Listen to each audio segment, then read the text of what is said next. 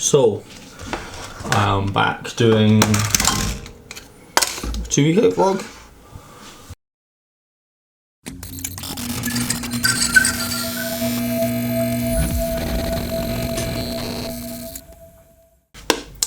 As you can see from my face and my voice, my energy currently shite. Today's the lowest weight I've been all prep, 84.6 or 84.7. So in the past 10 days, dropped about 3 kilo, which is the biggest drop I've seen all prep. Safe to say Andy is pushing me hard currently.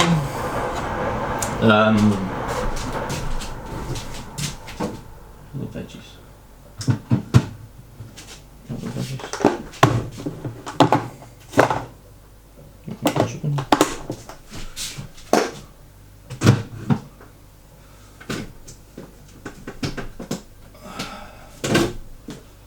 Trying to find my veggies. What's this? That's chicken.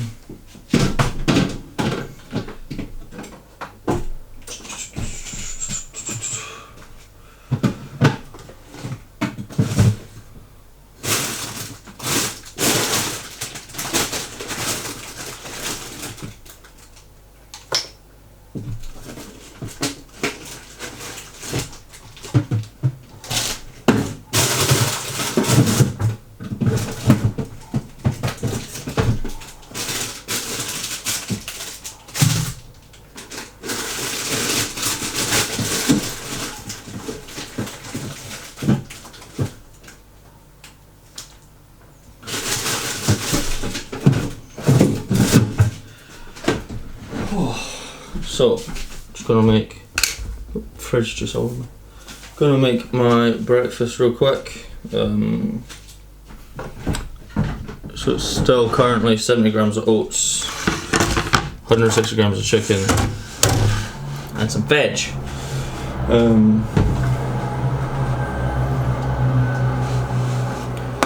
So gonna prepare that up. Prep's going, I mean, as fucking tired as I am, it's still going pretty well. I won't complain. I can't complain. Currently, cardio's been the highest it's been, but even then, it's kind of averaging out to be around the hour and a half mark, hour 15 mark. Hour 15 mark is average.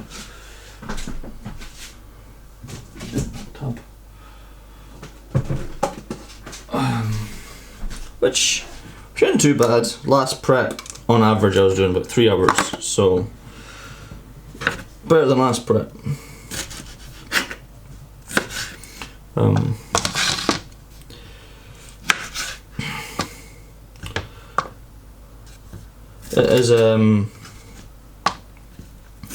It's exciting to see my physique change though, because like, I don't know why, but like, although so if today was the lowest weight my weight will be, I don't think it will be, but if today is the lowest I go, I've only really put on 3 kilo apparently, according to the scales.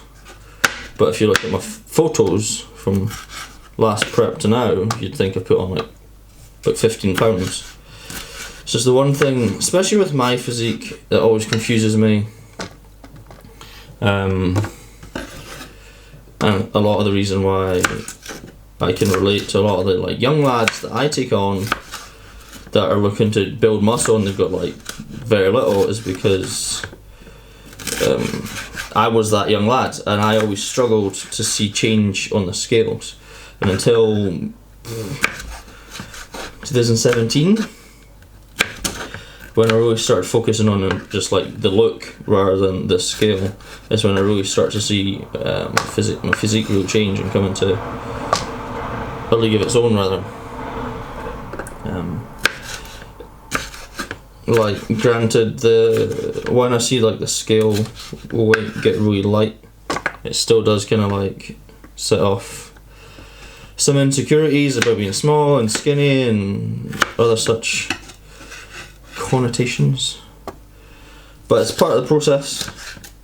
I wouldn't be a very good coach if I preached the things I do, and then when it came to it, I fucking didn't handle it the way I should. So there's a responsibility aspect to it that I take great pride in. And it's not a weight contest, it's a bodybuilding contest. So I may not be the biggest guy on stage, but I'll certainly fucking try to be the most shredded. And I think I'm well on my way. So currently just chopping up some. So what have I got here? I've got some shallots that I'm doing now. Or shallots. Some yellow pepper, some spring onion, and then I'll do what have I got there? I've got mushrooms, and I'll kind of put this in the pan, do a light fry, and then throw my chicken in. I tend to do the same style of veg for all meals now. I find it just easy and keeps my hunger at bay. Because at the moment, I'm not gonna lie, I don't feel hungry. I'm just fucking tired, like zero energy.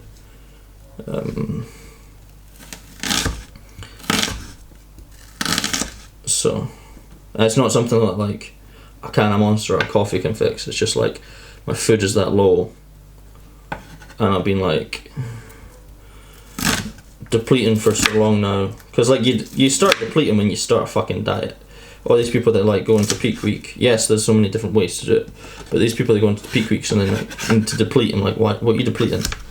You've been depleting for 14, 16, 20 weeks. Why do you need to continue to deplete? Like if this fat's not all off you by that last week, running depletion workouts and driving your food even lower. Yeah, it may mean you uptake the carbs better when you fill out, but that's about it. Like, you're not gonna take off shed loads of fat that last week. If you're not ready by that last week, you're just not ready. Which is something I've always found I'm ready a week out. I've always felt that. And then like from just working with other coaches and stuff and running peaks, they never have. I don't know if it's my nerves that have gotten the better of me and make me hold a lot of water, or running the peaks and they're not working well. I personally think it's a combination of both.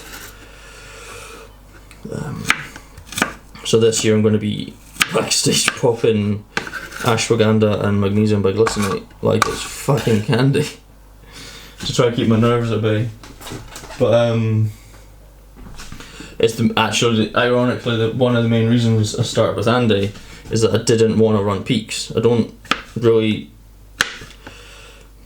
I've run so many peaks, so many different ways, used so many different diuretics, so many different ways to fill out carb up, and I've never looked how I want to look on stage.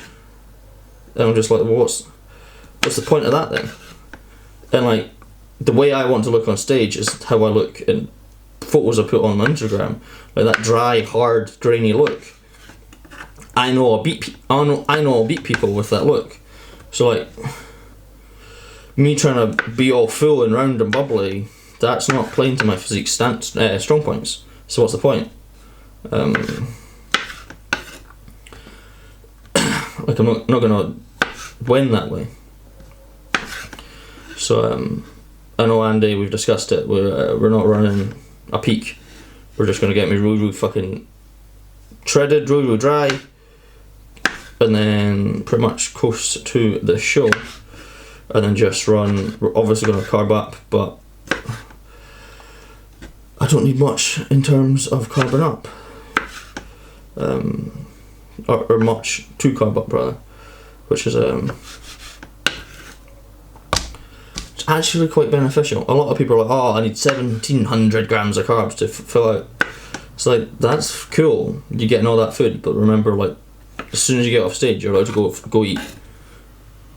Like, who cares how many grams of carbs you need to fill out on? Like, the more you need to fill out on, the more issues you're potentially going to run into. Because, like, if you're carbing up, filling out on like fucking 1400 grams of carbs, the amount of water you're going to intake to handle that, the amount of water your body's going to hold to handle that amount of carbs, and then also like the stress that's going to put on your GI tract and your stomach. Like, can you guarantee doing that many grams of carbs, doing that much food, isn't going to play a part in making you look bloated?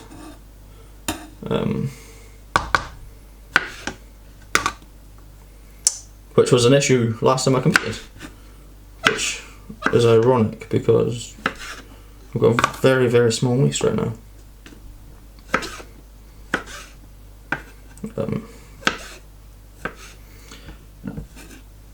Oh, veggies chopped and done. But yeah, I apologise for my ramblings. As you can see, I don't know, spent too long dieting, I guess.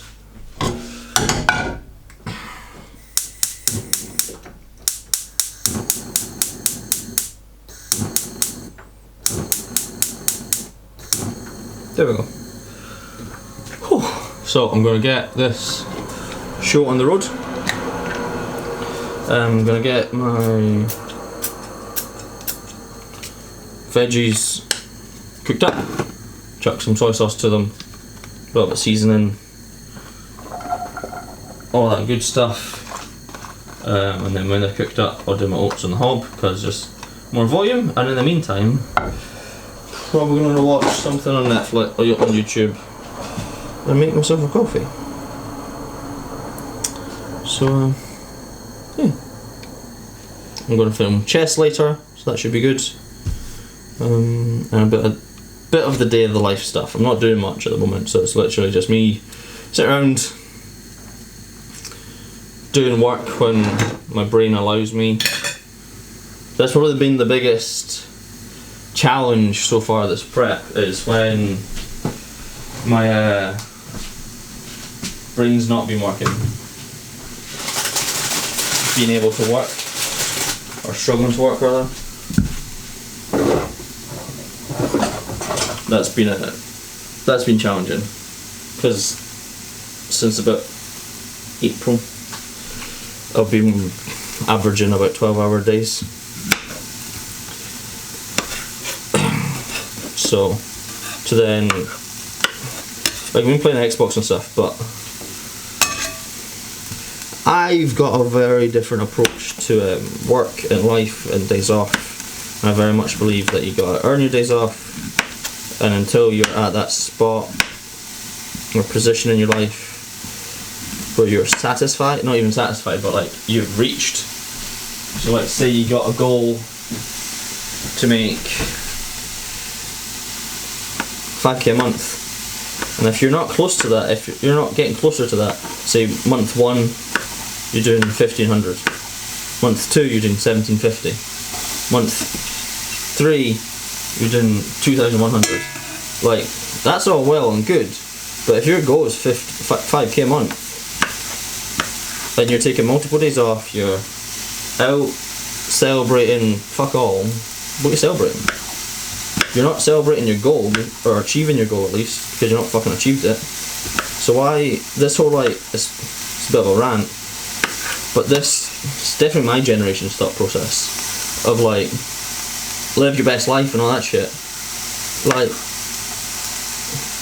I don't want to say it's entitled, because everyone's entitled to live their best life, but even I didn't come from much. I didn't come from loads of money. My mum and dad both had to work their fucking arse off to give me everything I did, and even then there's still times I felt like I was missing out in terms of experiences and presents, that type of shit. So like the reason I work my absolute arse off now is so that when it comes to me having kids, they're not having the same feelings. So like, I think since April I've actually had 5 days off of work, but I've also tripled my income since April.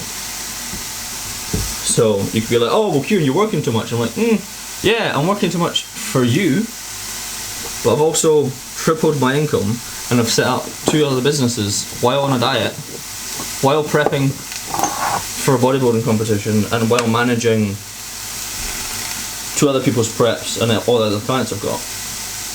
This whole like, I'll work in my 30s, yeah, that's the type of person that doesn't make the type of money they want. That's the type of person that is the what ifs. It's just, you get that everywhere, but I came from a town, and I apologise if there's anyone from People's watching this. I came from a town where there are a lot of what if. There are a lot of people that said they'd do X, there's a lot of people that said they'd do Z, there's a lot of people that said they'd do a lot in life, and they're still in People's, working the same jobs, spending time with the same people, which is fine. That's how you want to live your life. Crack on. You do you. It's certainly not how I want to live my life. It's certainly not how I want to spend my years on this planet. So, rest when you're dead, in my opinion. Work until you've reached your goals, set new goals, and keep fucking working. And then take a day off when you're really, when you're about to fucking snap, when you're getting styes, when your body's falling apart because of the stress. That's when you take a fucking day off. Not because you fucking feel like it. I don't know. Maybe people do. My opinion, people are way too soft these days. But anyway, enough of my rants. I gotta eat, clearly. And I'll see you for doing chest later.